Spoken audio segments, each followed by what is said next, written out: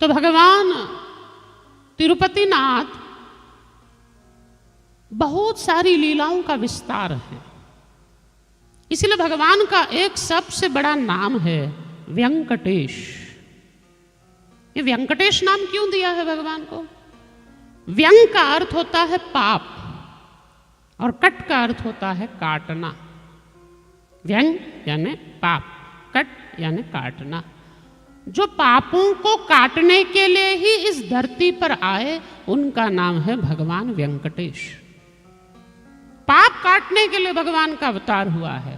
जीव जो पाप करता है उन समस्त पापों को काटने के लिए भगवान इस धरती पर आए। इसलिए आप बालाजी भगवान का ये श्री विग्रह देख रहे हैं मेरे बगल में। आपने बालाजी भगवान का बहुत बार दर्शन किया होगा। तो मेरे पीछे भी दिख रहे हैं क्या बालाजी? ओके, हाँ। तो बालाजी भगवान दिख रहे हैं आपको। अब बालाजी भगवान 4 भुजा हैं, देखा आपने 4 भुजाएं हैं। अब भगवान नारायण ही हैं।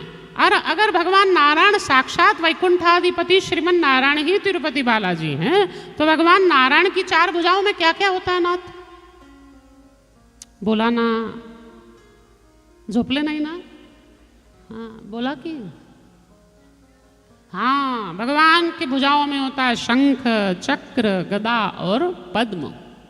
लेकिन बालाजी भगवान की 2 भुजाओं में शंख और चक्र तो दिखते हैं, लेकिन 2 भुजाओं में गदा और पद्म नहीं दिखते। शंख चक्र तो हैं, गदा पद्म नहीं है। कहीं आपको गदा नहीं दिखेगा, कहीं आपको पद्म नहीं दिखेगा। तो क्या है? 2 मुद्राएं भगवान की, 2 मुद्राएं हैं। एक है वरद हस्त की मुद्रा। वरद हस्त अर्थात ऐसा, वरद हस्त, इसको कहते हैं वरदान देना। तो ये भगवान, जैसे कोई आप साधु संत को प्रणाम करे तो आपको आशीर्वाद देने के लिए क्या करता है? ऐसा हाथ उठाता है। इसीलिए भगवान ये वरद हस्त है, इससे वरदान दे रहे हैं। तो भगवान की एक मुद्रा है वरद हस्त की मुद्रा, जिससे भगवान सदा सर्वदा अपने भक्तों को वरदान देते हैं। और एक मुद्रा भगवान की बड़ी महत्वपूर्ण मुद्रा है, इस हाथ की मुद्रा, जो भगवान ने अपने घुटनों के नीचे किया हुआ है। देख रहे हैं आप? ऐसा ऐसा हाथ है और उसको घुटनों के नीचे है किया हुआ। इसका अर्थ क्या है? भगवान कह रहे हैं भले तूने कितने पाप किए हों, भले तू जैसा भी हो, लेकिन एक बार मेरी शरण में आ जा, ये भवसागर को तुझे बड़ी सहजता से पार करा दूंगा। इसलिए ये जो मुद्रा है ना, ये अभयत्व की मुद्रा है। ये वरदहस्त की मुद्रा, ये अभयत्व की मुद्रा। अभय देना यानी डर से मुक्त करना। और इस संसार में हर व्यक्ति डरा हुआ है, कोई ना कोई किसी न किसी से डरा हुआ है ही नाथ।